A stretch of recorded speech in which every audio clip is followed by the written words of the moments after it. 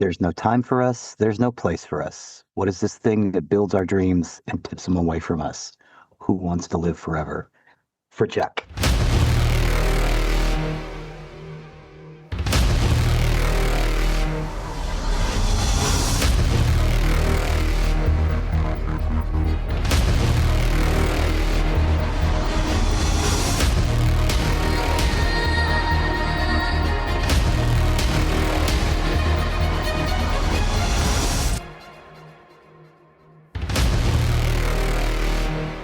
Welcome to episode 246 of Nerdery Murdery.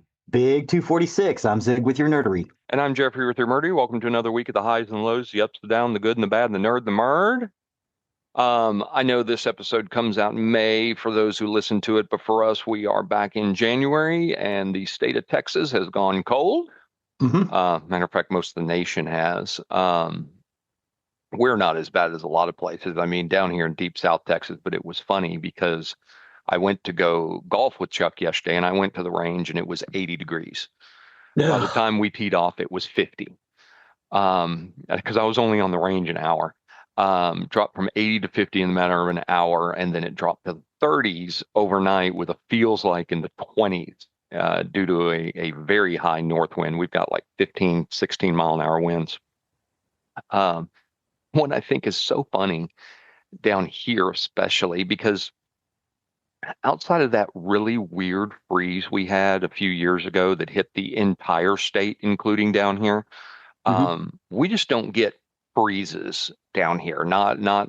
We don't get ice. We don't get snow. It's a big rarity to get snow down here. It happens, but it's rare.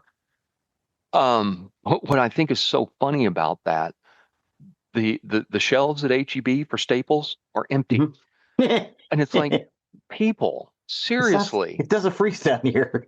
Well, not if only it that, does, it's for a couple hours. Not only that, I think it's going to be in the freezing temperatures for like a day, maybe, and then we go back up in the 60s again. I just think it's so funny, the panic people get into.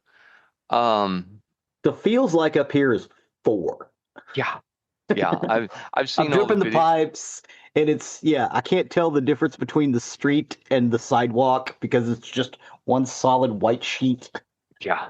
I've seen videos all over Facebook since last night about what's going on up in DFW. I saw a picture or a video somebody took at one of the Buc-ee's up in Denton, and the parking lot was like empty.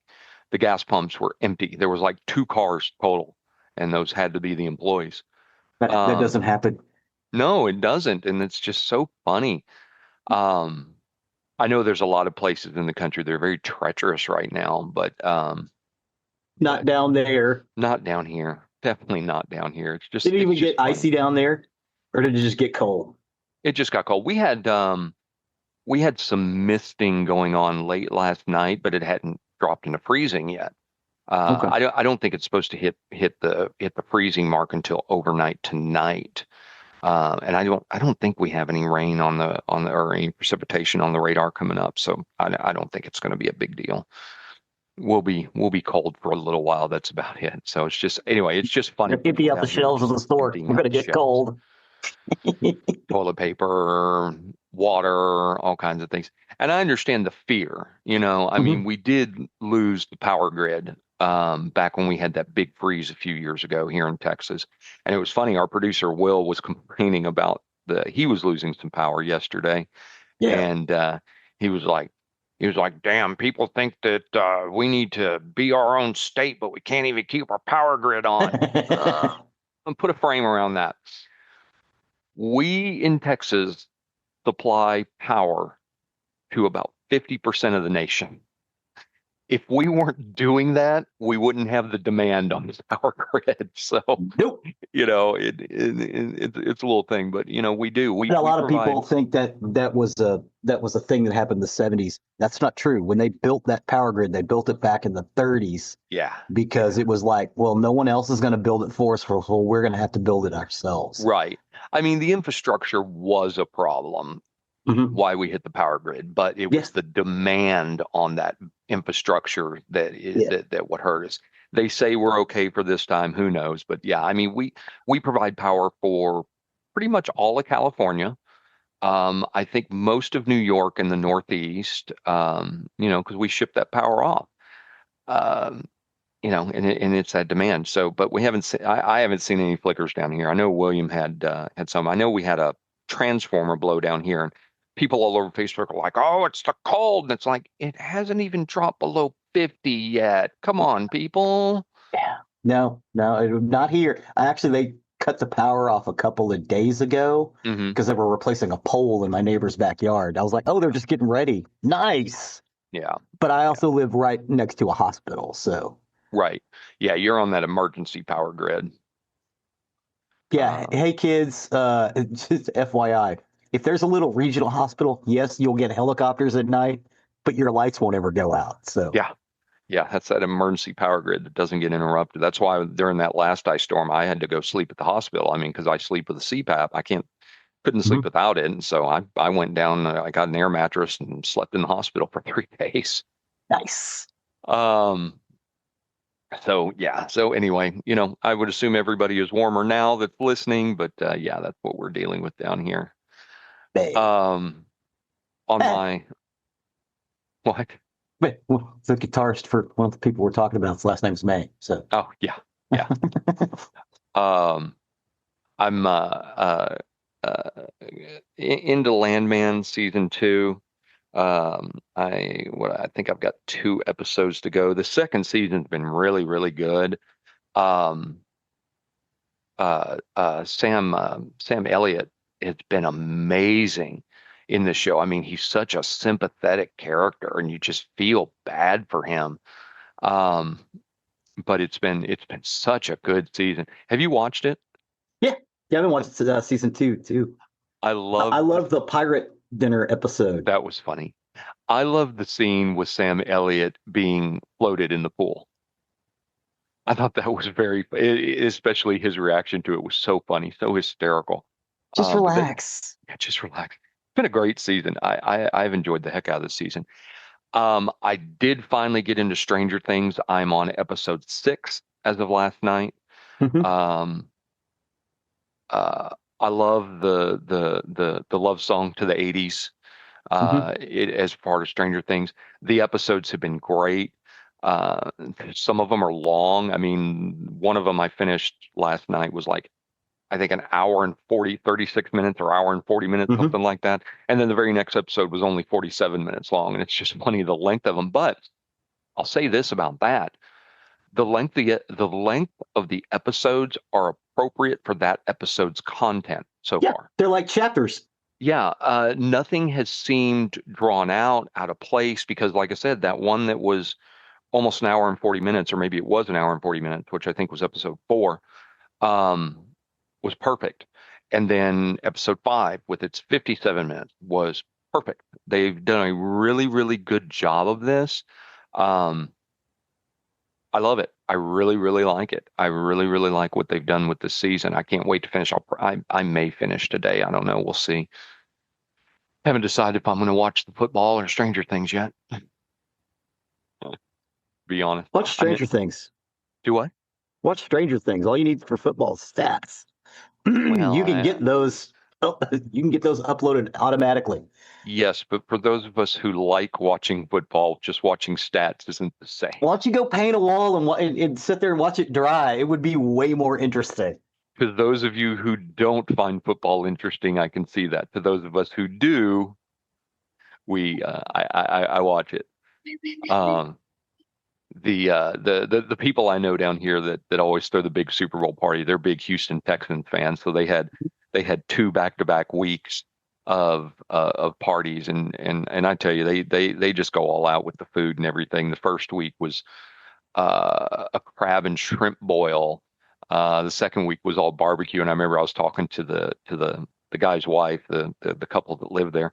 We were talking a few days after the crab boil, and she goes, "Yeah, we're gonna have another party this weekend, but I told him no crab boil, crab shrimp boil. That was expensive." I said, "I bet it was. Why don't you do hot dogs and hamburgers?" Hot dogs and hamburgers. People like hot dogs and hamburgers.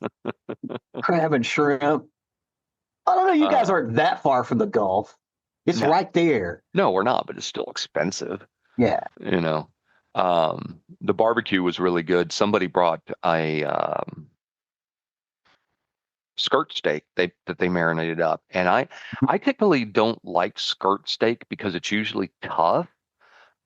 This was tender, No, if you cook it super right. tender. Yeah. Yeah, Well, no, it was that's what fajita perfect. beef is usually skirt, or it's supposed to be skirt steak. It is supposed to be skirt, and that's why I generally don't like fajita beef, is because I sometimes find it too tough because there's people who don't know how to cook it right.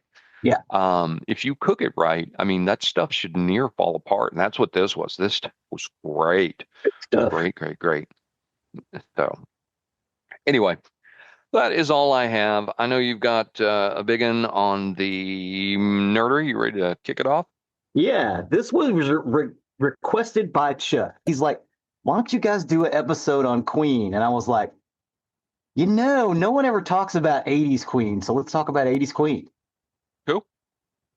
We're going to talk about 3 albums by Queen: Hot Space, The Works, and A Kind of Magic. Okay. Queen were a British rock band formed in London in 1970 by Freddie Mercury, uh, lead vocals, piano, Brian May, who did guitars and vocals, and Roger Taylor, who did drums and vocals, later joined by John Deacon on the bass. Their earliest works were influenced by progressive rock, hard rock, and heavy metal.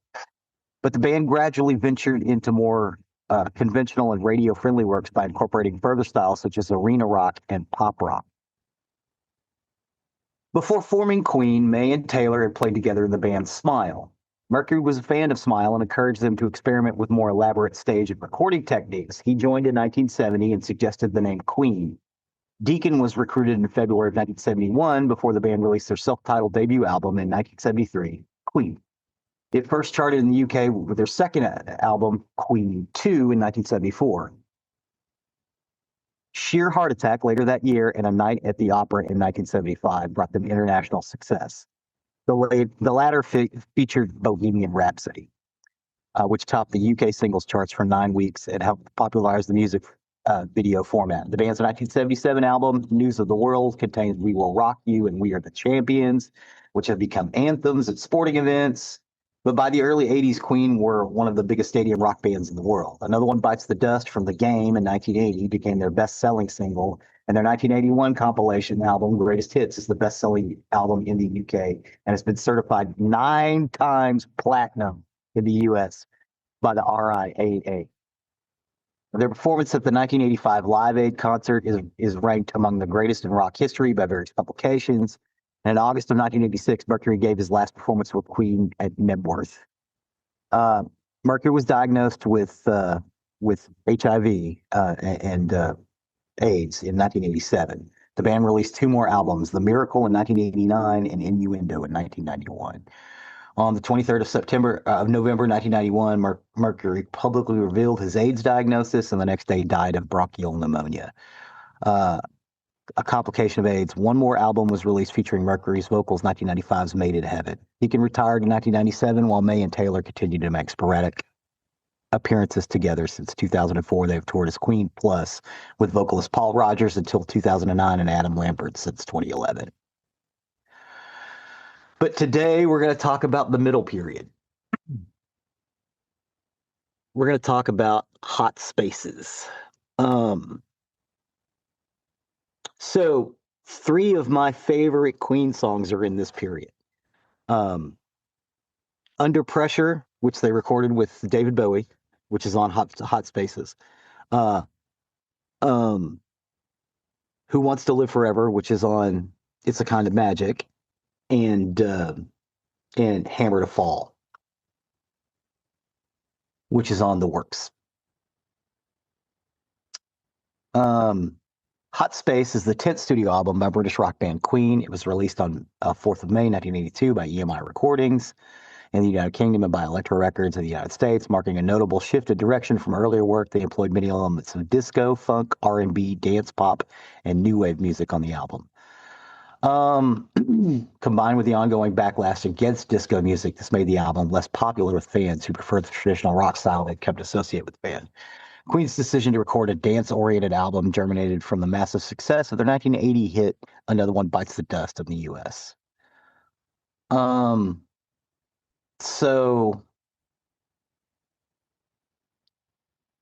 let's talk about Hot Spaces. Let's go through the track listing. Staying Power, Dancer, Backchat, Body Language, Action the Day, Put Out the Fire, Life is Real, Calling All Girls, Las Palabras de Amor, Cool Cat, Under Pressure with David Bowie. What do you think about Hot Spaces? So Hot Space? I don't know much from it. It was real dance oriented. Yeah, Under Pressure is the only one I really know from it. I'm not a huge fan of Under Pressure. It's it's okay to me. I'm more familiar with a little bit of the earlier stuff. Because Hot Space came out after Flash Gordon, which I know that album backwards and forwards. Yeah. So I'm not as familiar with these three albums. One of my favorite songs of theirs is from these three albums, and we'll get there. It's not on this one. But yeah, it's a little different for me. I prefer a little bit of the earlier Queen than I do this post Flash Gordon era. Yeah, this stuff is they were experimenting with different synthesizers and stuff. And during an interview in 1984, Roger Taylor affirmed it was really John Deacon who turned the band towards more of an R&B sound. Elaborating, he said, "John's always been R&B oriented. Our bass player who wrote Another One Bites the Dust, which turned into our biggest selling record of the year. And I think that was the song that catapulted us into taking that road." But Roger Taylor does think they went a little far and did too much. Everybody in the band feels that way now. They dislike the new sound. Brian May and Taylor were critical of the influences of Paul Printer, Freddie Mercury's personal manager, between 1977 and 1984. And what he had, the stuff on the hold that dude had on Fred. I don't know if it was ever proven, but a lot of people think that Printer is the one that stole all his money and is also the one that made him HIV positive. That I don't know. I do know he did take a bunch of his money. Queen roadie Peter Hintz wrote, "None of the band cared for Printer apart from Fred, with hints regarding Mercury's favoring of Printer as an act of misguided loyalty." But a lot of people think it was because of Printer that they did Hot Space. When it turned, it was actually John Deacon, because he was the bass player and he wanted to do some more R&B stuff. I'm reading here on it. Critics apparently widely considered by critics to be one of Queen's most artistically disappointing albums. I disagree. I honestly think that artistically, they I think they were trying to spread their wings on Hot Space, but they kind of missed the mark a little bit. I'll give you that. It's not as good as the next one. The Works is way better. But you could tell they were trying to explore some space because they just didn't want to do arena rock. They wanted to be a little more hands-on, like they'd done the Flash Gordon soundtrack, and they really, really enjoyed the shit out of that. And that's what I like, is the arena rock Queen. That's why I'm not as familiar with this, even though they do have a song in one of the albums that I think is very arena rock. But yeah, in my opinion, and I sat down and listened to these again when I was putting this list together. And please go out and check the playlist, as Jeffrey said. Especially if you're just like, oh, I know Queen. Yeah, you may not know this Queen. Listen to the stuff, pause it, and then listen to us. You go to the YouTube playlist and do it that way. It is the easiest, best way to listen to what we're talking about, and it makes the most sense. But yeah, Under Pressure is on this record. It is amazing. It is amazing, in my opinion, because it's got Bowie on it. And it was one of those things that they were kind of recording this tune, and Bowie was there at the same time in the recording studio, and they're like, "Hey, you want to sing the song with us? It's about homeless people." And Bowie was like, "Yeah." And they only sang it live a couple of times. One of them was Live Aid, and after Freddie died, they had a big concert for him, and he sang it with, I believe it was Lisa Stansfield, and it was amazing because Lisa Stansfield had a really really good range. That's another thing. Everybody talks about Fred's teeth being all messed up. Um, he had a 5 octave vocal range. He didn't ever get. He could have got his teeth fixed because he had extra teeth in his mouth. That's why they stuck out the way they did. He could have got that fixed. He had more than enough money to do it. He was afraid it would interfere with the range of his voice, and that's what made him amazing. He also did an opera album about this time. A lot of people don't know that because it was um, it only floated around classical musical circles, but he actually he recorded an opera album at exactly the same period of time, which had some influence on some of the vocal ranges in some of these songs. So if you really like a wide vocal range, this is the period where he's really belted it. Mm-hmm. Yeah, so I mean that's kind of why I love this period. Again, with Hot Space, it's not exactly where you want to be, but they're getting closer. The next album is The Works. It's the 11th studio album by the rock band Queen. It was released on February 20th, 1984 in the US, and the 27th of February in the UK. It was released by EMI Records just shortly after recording for an album had been completed in the United Kingdom, and it's band's first studio album to be released by Capitol Records in the US. After the synth-heavy Hot Space, the album saw the reemergence of Brian May and Roger Taylor's rock sound, while still incorporating the early 80s retro futuristic electronic music at the behest of Freddie Mercury and John Deacon. And the New York funk scene that was going on at the time.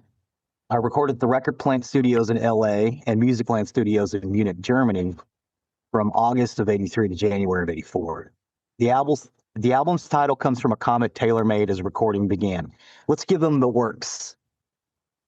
During the decade after a negative reaction to music videos for I Want to Break Free in the United States, the band decided not to tour North America and lost the top spot in US sales. Everybody got all up in arms about I Want to Break Free because everybody was dressed up as members of this family. Well, some of them were dressed as I think Roger Taylor was dressed as a young schoolgirl, and Freddie Mercury's dressed as a mom, while Brian May was dressed as a dad, and John Deacon was dressed as a son. In my opinion, it's really funny, it's really camp, but people got up in arms about it. It's like, dude, it's 3 minutes of people playing a family, and it's the band, and it's funny. Just relax. But back in the mid '80s, people in America could not relax for some reason.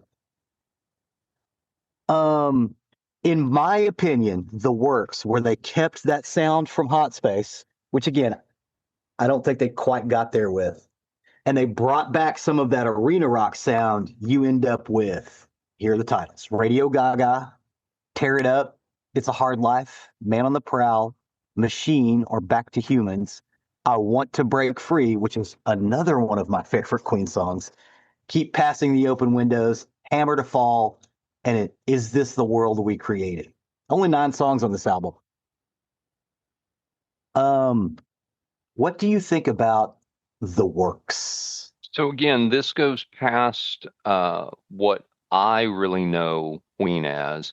On this one, I only knew 2 songs previously, and that was Radio Gaga and I Want to Break Free. You don't know Hammer to Fall? I did not. I've heard it That now. is actually Don's favorite Queen song.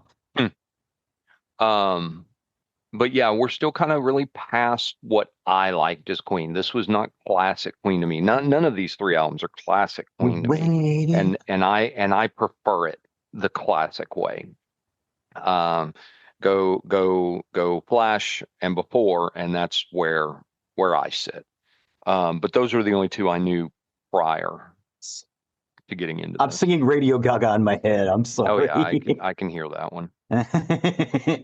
Yeah, Hammer to Fall. I Want to Break Free, which I love. He goes nuts on that one. Radio Gaga, I Want to Break Free, and Hammer to Fall. Just beautiful. And again, they're blending both of those sounds here, which to me is where they're best, because Brian May, and a lot of people gave him a lot of crap for being a sloppy guitarist. I disagree. That guitar he has, he made himself, like actually built. Like he hollowed out the wood. He made it because he was studying electrical engineering when he was a boy, like 12. And he was like, I can make one of these electric guitars. So he did. And he still has it, and he keeps changing it over time. But that sound, that growl sound he's got, the reason nobody else sounds that way is because no one else knows how that guitar works. Because he, for all intents and purposes, manufactured it in his house when he was a preteen.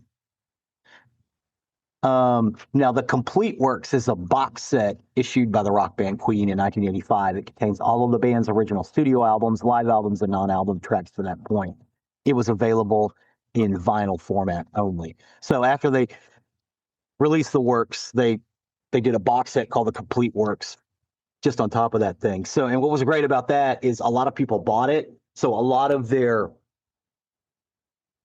previous stuff went back into the charts. Like Killer Queen was never big over here until they released the Complete Works, because we didn't know about it. But because all of that stuff was on there, it's like, oh my God, this is amazing.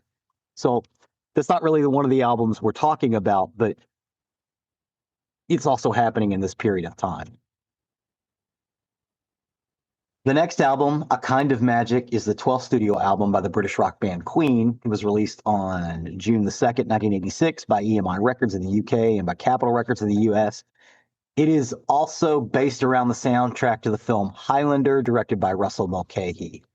Now, officially, this is not the soundtrack album to Highlander, but this is the soundtrack to Highlander. A Kind of Magic was Queen's first album to be released since they had received acclaim for their performance at the Live Aid concert in 1985. If you have never seen that, pause and Queen at Live Aid. They do a medley, and he starts by getting the audience up on their feet by singing Deo, and like does scales with the audience in question and answer, and everybody is vibing at the same time, and there's like 200,000 people in front. It is amazing. A Kind of Magic was an immediate hit in the UK, going straight to number one and selling 100,000 copies in its first week. It remained in the UK charts for 63 weeks, selling 600,000 in the UK alone. The album spawned 4 hit singles: the album's title track, A Kind of Magic, One Vision, Friends Will Be Friends, and Who Wants to Live Forever, which features an orchestra conducted theme by Michael Kamen, while the album's final track, Princes of the Universe, is the theme song to Highlander. Although Queen would release another 2 albums with Freddie Mercury still alive, A Kind of Magic would turn out to be the last album promoted with a concert tour due to his diagnosis the following year. The album enjoys a status as the unofficial soundtrack to the 1986 film Highlander, for which no official soundtrack album was released. The title, A Kind of Magic, derived from one of the lines character Connor McLeod, Christopher Lambert, says to describe his immortality. It's a kind of magic.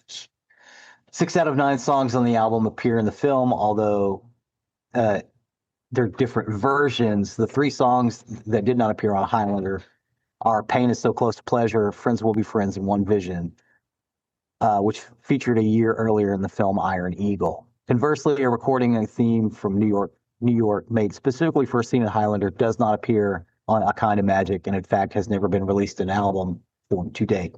Band member Brian May, according to a statement he made on the Greatest Video Hits 2, had at least at one point the intention to work on a proper Highlander soundtrack in the future.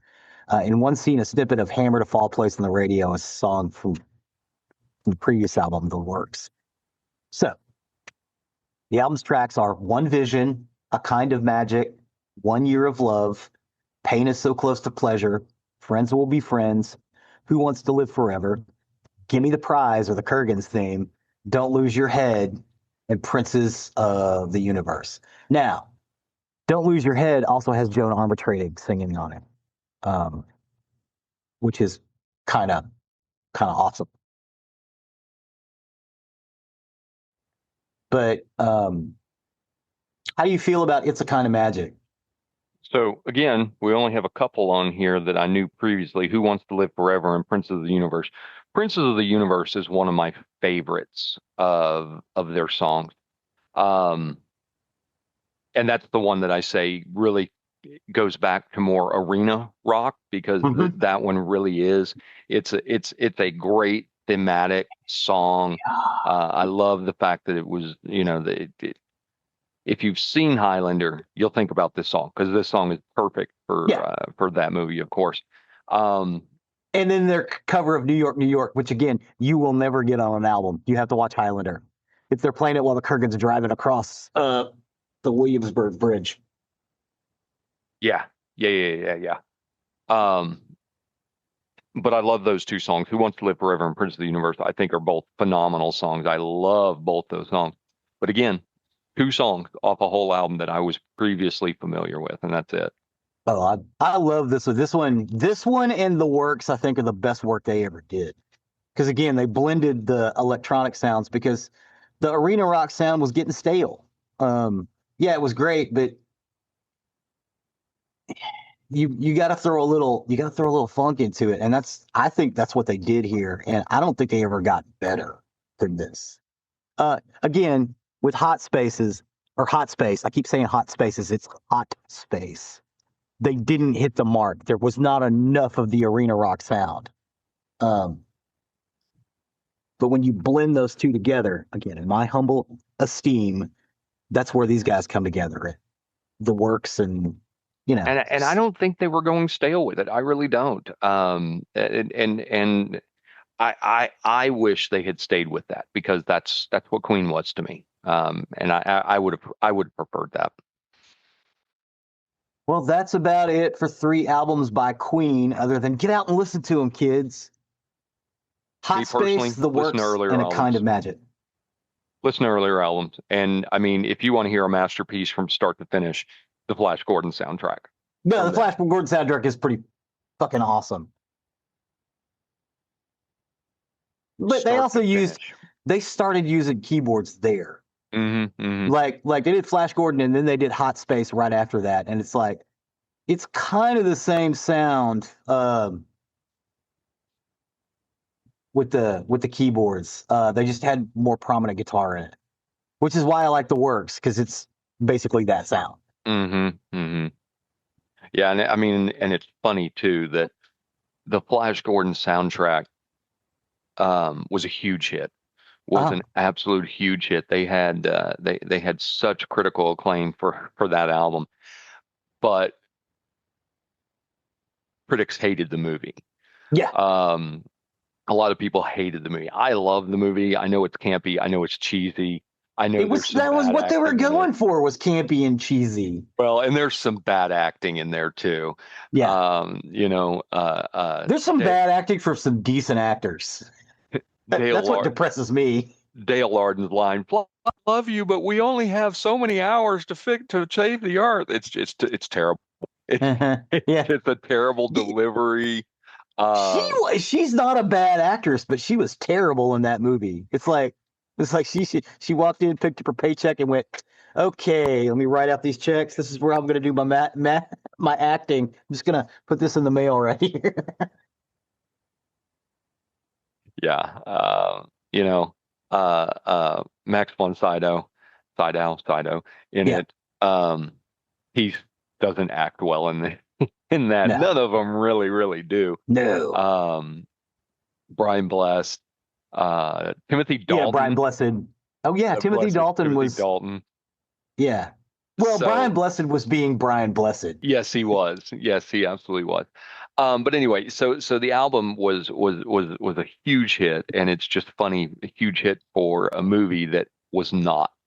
Yeah. So anyway, yeah, get out there, listen to Queen, see what you think about their earlier stuff versus the mid stuff, which is what we just talked about, and then there's even some later stuff because Yeah. they went well. They did two more albums after this period. Okay, so not as far as I thought they went No, did it after this. Innuendo and oh God, what was the name of the other one? There was the one right before Innuendo and Innuendo. Innuendo is tragic because he knew he was dying when they made it. Hmm. And right after they made it, he announced he had HIV and then died the next day. They went just long enough for him to make a video, and you were looking at him, he was like, man, he looks really thin. What's going on? And he'd shaved off his mustache because he couldn't grow the hair there anymore. And people Yeah, were like, "Oh my God, yeah, he was dying." yeah, but get out there, listen to those, see what you think about Queen. Uh, I'll say it one more time. I think their earlier stuff is better. That's the genre I stay in. Zig likes this middle stuff better, but take a listen, see for yourself. Yeah, There's lots of albums you can listen to. And yeah. And if you want a recommendation, I would say go with the works. Go with the well, and works. and and and the other thing I was going to say is I would seriously doubt that you could listen to Queen's discography Uh-huh. and come away saying, I've never heard anything they've ever done. Yeah, I would exactly. seriously doubt it. Yeah, I mean, even today, as so far removed that we are from when Queen albums were released, "We Will Rock You" is still stadium rock to this Yeah. day. You would be hard pressed to If you not want, know a Queen if song. if you want some of the arena rock albums, try A Night at the Opera and News of the World. That's what Hmm. Jeffrey's talking about. Yeah. That's when they really hit their stride in the arena rock area. Yep. Again, Yep. it's not bad. And honestly, Queens like Bowie or Prince. Even if it's a shitty album, there's three or four really good songs on there. Yeah. And I then was at, compared to somebody else, and it's gold. that's the funny thing too. I was just reading an article just the other day, and I don't remember what the albums were, but Queen was listed in here as bands that have a phenomenal hit on an album that otherwise sucks. Mhm. Queen was listed, and I don't remember the album that they said. It It was was an article. probably one of these. I don't remember. Like I said, I was just Yeah, perusing it the other day, so it was just funny that it was there. But thank you for that. Go out there, give it a you're listen. welcome. We've got our playlist out there. With that, I will step over to the murdery side of the house. Murder. For today, I got my information off the Los Angeles Times, CNN, NBC News, California Department of Justice, AP News, and The Guardian. And this is the story of the Grim Sleeper. The Grim Sleeper. So, when we go through these stories, sometimes, honestly, the most dangerous stories are not ones that just explode into view. They're ones that fade into background. And for years, women were all dying in the same city under similar circumstances, and nothing about it felt urgent enough to stop. And not because the violence wasn't real, but because the victims weren't treated as visible. And we hear this from time to time. And this is a story about what happens when attention really arrives too late. This episode continues my ongoing journey, an A to Z walk across America's serial killers, state by state, case by case. I'm doing this not to catalog horror, not to rank violence, but really to understand how these stories begin, how they're missed, and how they're eventually recognized for what they are. We start in Alaska, where isolation shaped both crime and response. We move through Alabama, where ideology turned belief into violence. We pass through Arizona, where silence and time delayed justice for decades. And most recently, Arkansas, where hesitation allowed patterns to remain unseen for far too long.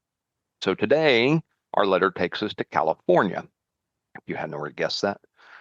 And California brings us to a story that's not about speed, and it's not about escalation, and not about a killer who demanded attention.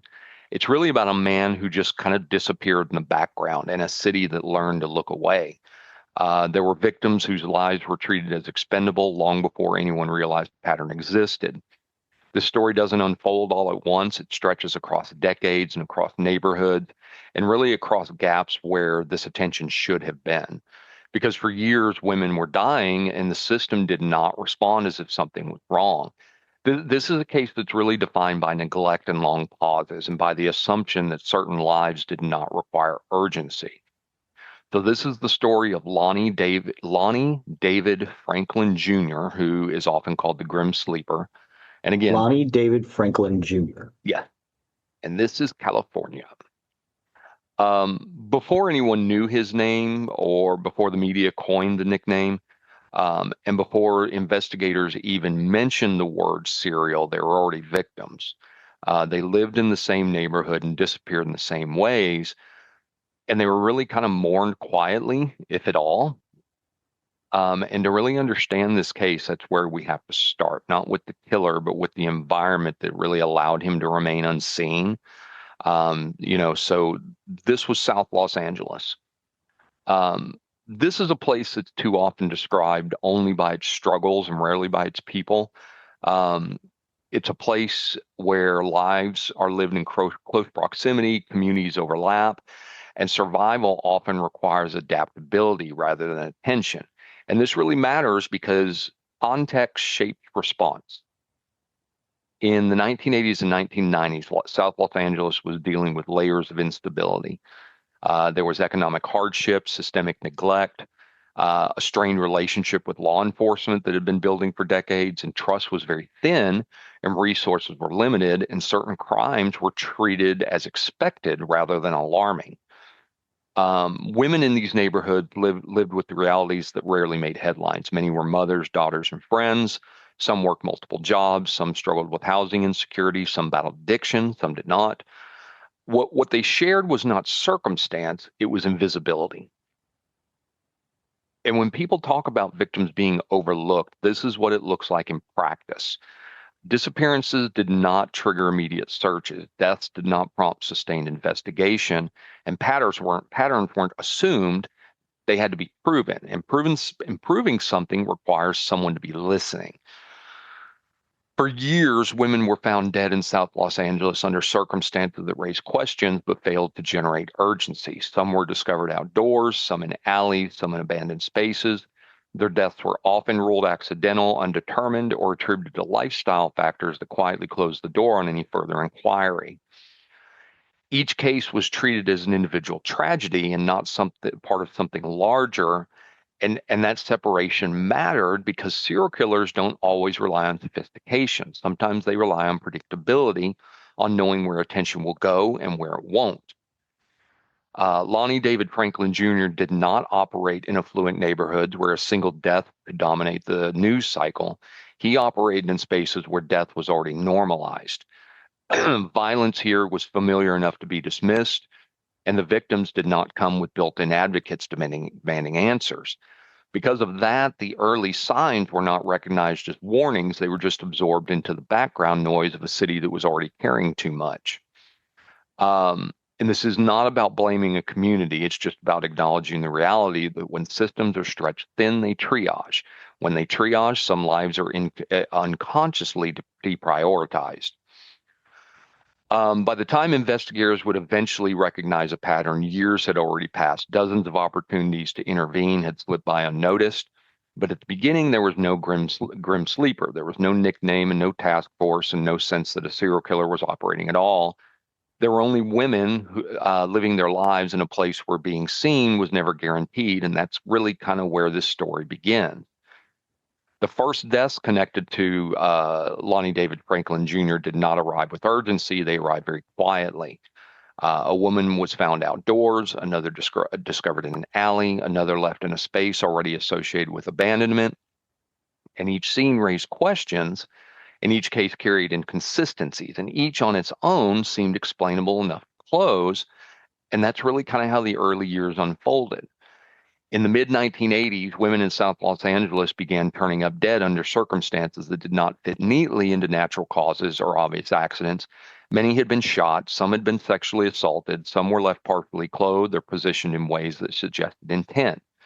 However, intent is very difficult to prove when no one's looking for it. Investigators responded as they were trained to respond within the limits of time and the environment. Cases were documented, evidence was collected when possible, and autopsies were performed. But without witnesses, without suspects, and without immediate connections to other crimes, the deaths remained isolated in official records. Many of the victims were Black women. Some struggled with addiction. Some were engaged in sex work. And some, sex work is real work. Yeah. Yes. I'm just going to throw that out there. It is. It's work that is often marked with violence, often marked with addiction, often marked with psychological trauma. There's a lot to unpack with that. Yes. Some of these women were simply moving through public spaces late at night. And these details matter not because they explain the deaths, but because they shaped how the deaths were interpreted. When a victim is perceived as high risk, the assumption quietly becomes that the danger came with the lifestyle, and that assumption closes doors long before they're consciously shut. Years would pass and the body count grew, but not in ways that forced recognition. There were long gaps between the murders, sometimes years, sometimes nearly a decade, and the spacing was critical. Serial killers are often identified by escalation or frequency or repetition that becomes impossible to ignore. Franklin didn't operate that way. He struck sporadically. He would pause, he would wait, and those pauses gave the appearance that whatever happened was over, but in reality it wasn't.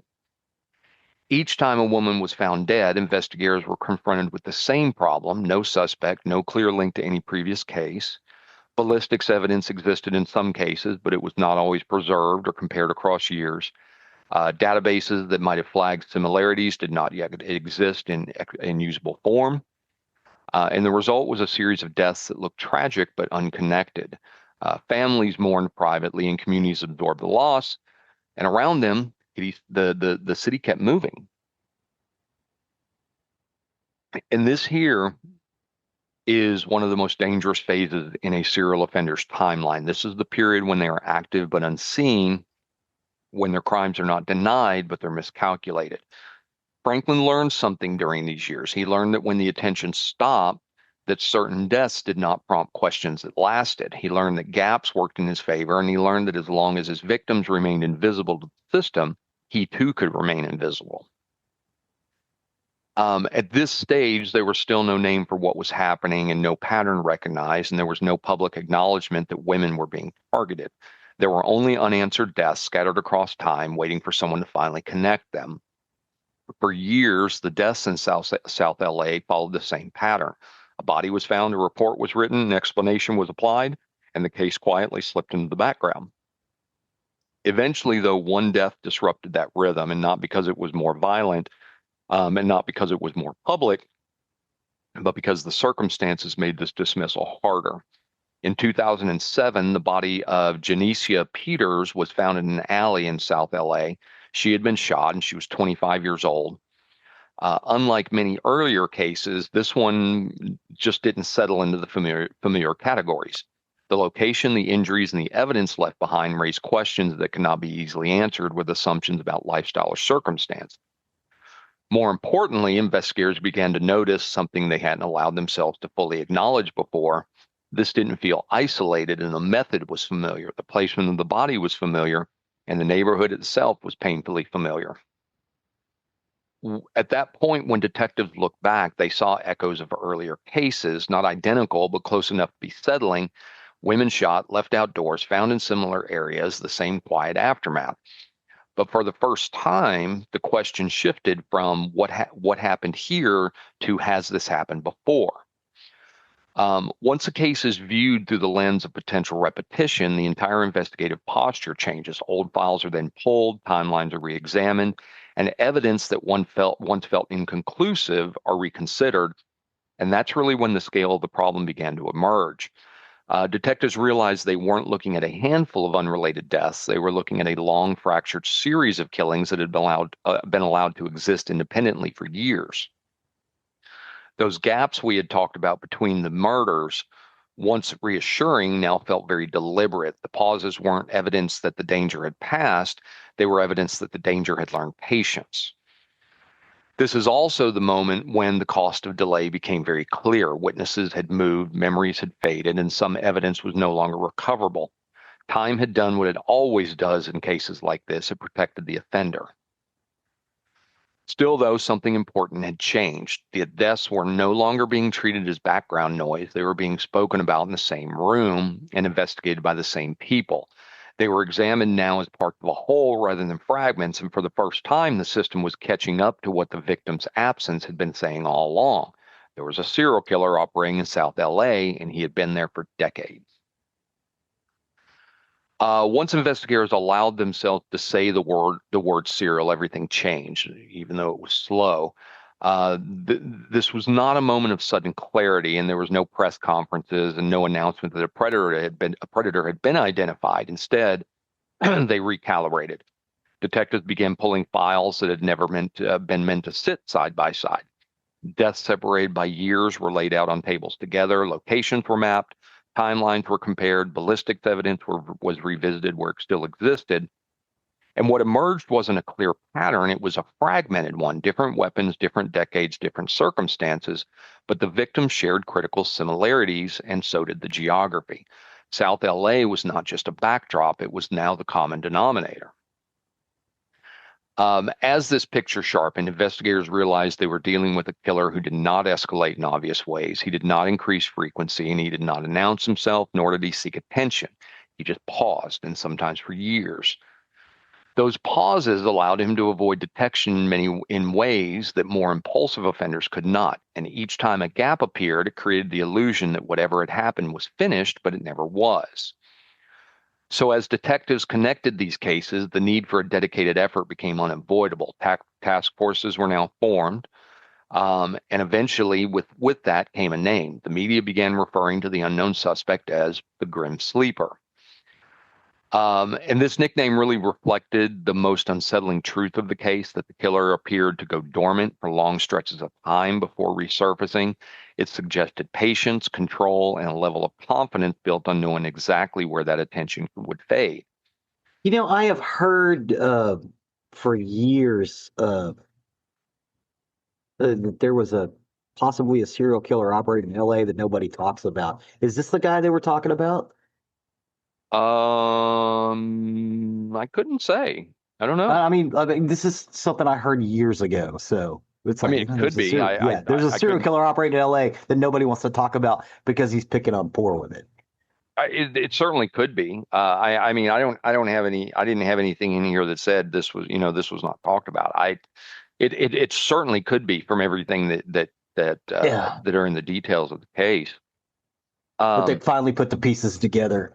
Yeah, but for the families of the victims, the name the Grim Sleeper was really a double-edged sword. On one hand, it acknowledged what they had suspected for years, that these deaths were connected and that their loved ones were not isolated tragedy. But on the other, it came too late to preserve certain evidence, too late to interview witnesses, and too late to prevent more deaths.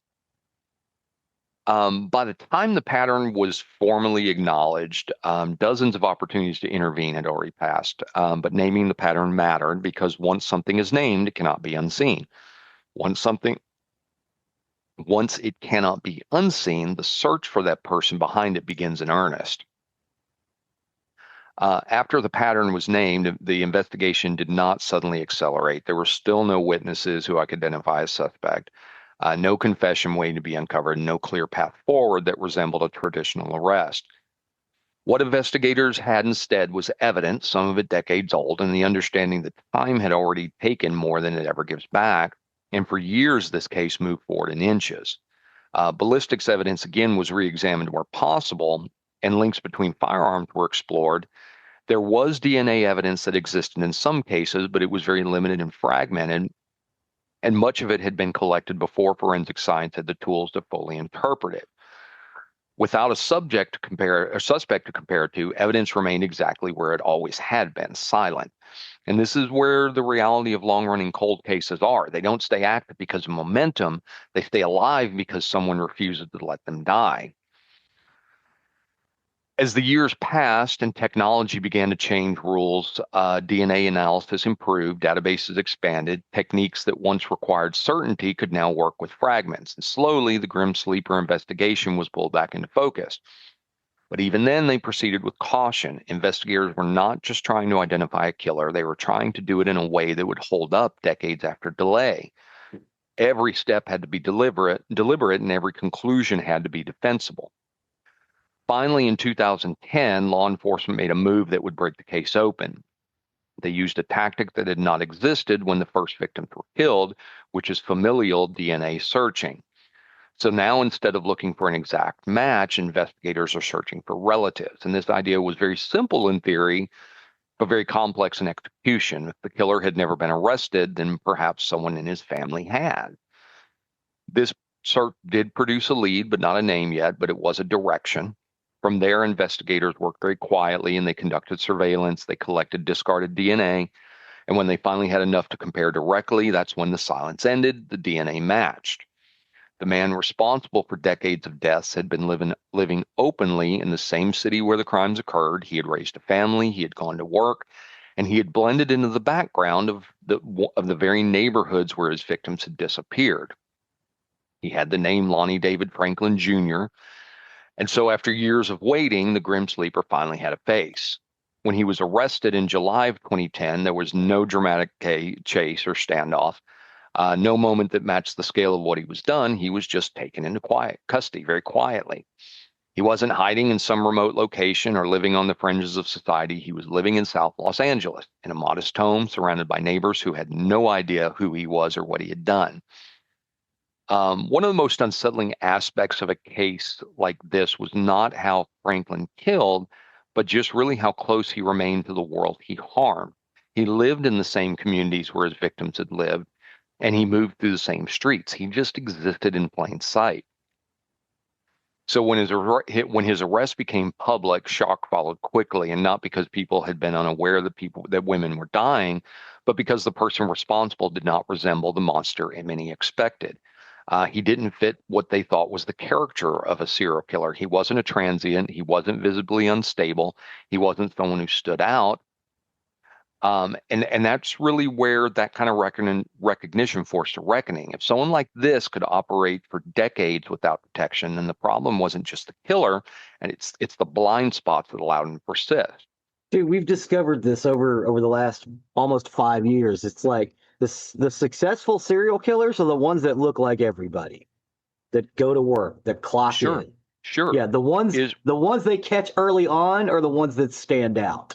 Israel Keys, B2K, Dennis Rader, Gary Ridgway, all these. They were just ordinary people. Your serial killers aren't transients. Stop looking at transients.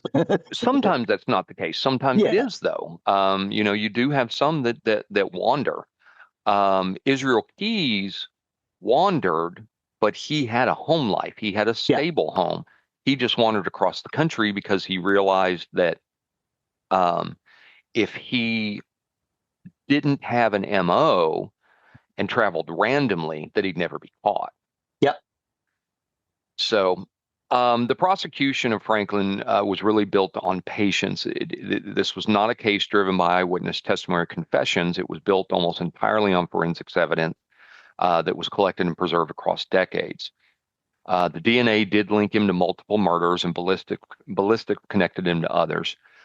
Photographs recovered from his home depicted women whose investigators believed were additional victims, some identified, some still unknown.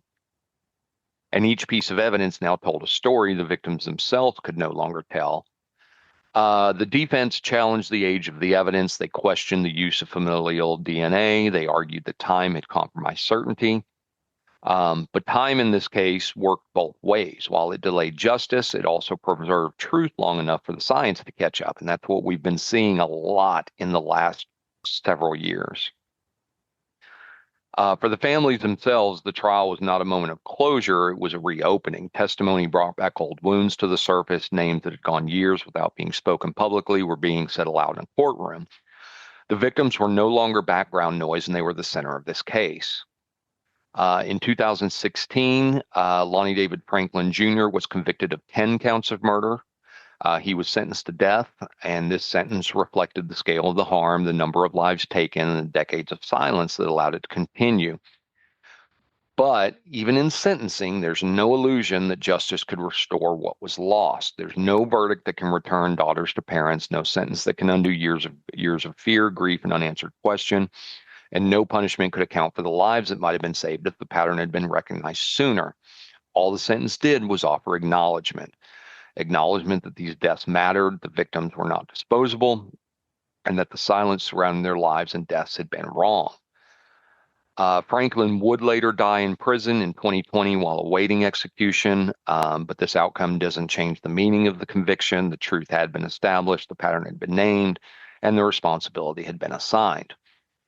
The story of the Grim Sleeper is really not just about one man. It's about what happens when systems learn to tolerate loss, when deaths are explained instead of examined, and when assumptions replace investigation, when entire communities are conditioned to believe that violence is inevitable. This case exposed how marginalization creates opportunity, not for healing, but for harm. Franklin himself did not rely on cleverness alone. He relied on predictability.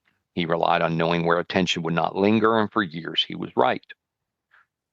So as we continue this A to Z journey across America's serial killers, California stands as a reminder that some of the most dangerous patterns are the ones that unfold slowly, not because they are hidden, but because they are ignored. Victims in this case were not invisible because they lacked value. They were made invisible by a system that failed to look closely enough.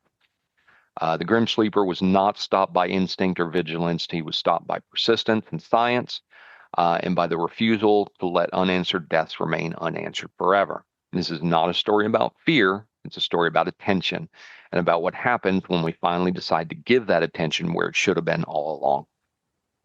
And that's the story of the Grim Sleeper. Well, thank you, sir. That was fascinating. Yeah, I was not familiar with the Grim Sleeper. I had never even heard the name. I was a little surprised about that one. I mean, when you give a serial killer a name like that, typically that's one that I've been familiar with. I've heard somewhere along the line. So it was odd. And like I said, I seem to remember back in it was like the 90s or the early 2000s. Hey, there's a serial killer operating in South Los Angeles that no one's talking about. It may have been. It may have been this guy. We talked about this in a recent episode. I don't remember which one, but we talked about in a recent episode that there is a rumor currently that there is a serial killer operating in Austin, Texas. Because there's some deaths that seem oddly similar. So don't know. I'm not claiming there is. I'm just telling you that I've read that there is some suspicion. So who knows? We may see one from Austin, Texas. I have no idea, but hopefully that is one that gets attention before there's more and gets caught before there's more. Because that's one of the scary things about serial killers is the fact that it is multiple, and especially ones that operate unknown for a long periods of time. Your Israel Keys, your B2Ks, your Gary Ridgway, and this guy Lonnie David Franklin Jr. When they get to operate for years unseen is just frightening. So that's it for the Murdery for this week. Well, thanks, sir. Thank you. That will take us to the end of another awesome week of recording. As always, you can find our episodes and more about us on nerderymurdery.com. You'll also find us on most major podcast platforms. But on our web space, you can find out more about us, and you can also find the link to our YouTube page, which Zig so often updates. Yes, please go check out our YouTube page because you get to hear all of this. You get to hear basically what we're talking about. Awesome. Appreciate all your work on that. Thanks, sir. You can also find the link to our merchandise page, where if you wish to show off your nerdery and murdery fandom, please do consider something from there. It helps us along with our show. Proceeds go directly into the show, and let's face it, with our merchandise on, you look damn good. Damn good. Damn good. You can also find the link to our Patreon if you wish to become a patron of this show. That, along with our merchandise, again, help that are associated with the cost of this show. It costs to keep us on the air, for our storage, for our uploads, and it does cost for me to put that gas in that fabulous Lamborghini that is sitting in my garage. Ain't no Lamborghini. Yeah, I don't Please have and no thank you. Lamborghini. Please and yeah, I'll pause on that real quick. Who in their right mind in the state of Texas has a low riding vehicle like a Lamborghini with the hills and bumps? You have to bottom that Jesus thing Christ. out going a mile down the road. And if you got nice flat straight roads, you're in traffic all the time. I know. Yeah. I do not understand those. I mean, they're pretty. I understand they're pretty, but in this state, as bumpy as we are, Oh, them yeah. low hanging cars. How much damage are you causing that thing just taking it to the damn grocery store? How enjoyable can that ride be?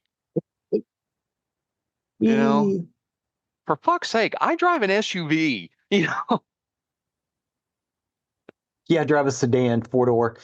Yeah. I need clearance. Yes, yes. But anyway, we do appreciate each and every one of you that purchase our merchandise or become a patron. Yeah, please and thank you. Please and thank you. One thing you can do that's completely free to you, it only takes a few minutes of your time, is please leave a 5-star review wherever you can. Like us on Facebook, like us on Spotify, like us on Apple Tunes, anywhere you can like us, follow, ring that bell, leave a 5-star review. Please do, because that really helps us and helps others find our content that may be looking for the information that we talk about. That's where the please and thank you is. Please and thank you. Please and thank you. I guess it's for all of it. Yeah, please and thank you. Ladies and gentlemen, this is not scripted. Most of this is in my head. Yeah. And sometimes we forget. But last, but certainly not least, as always, we will close out with, to our good friend Chuck. You can go to sleep now. Good night, Chuck. Good night, Chuck. With that, I have been Zig with your nerdery. And I'm Jeffrey with your murdery. Cue the music.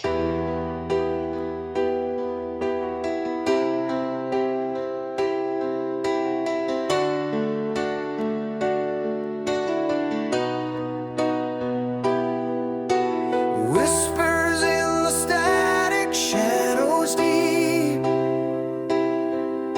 Stories of the strange and secrets we keep.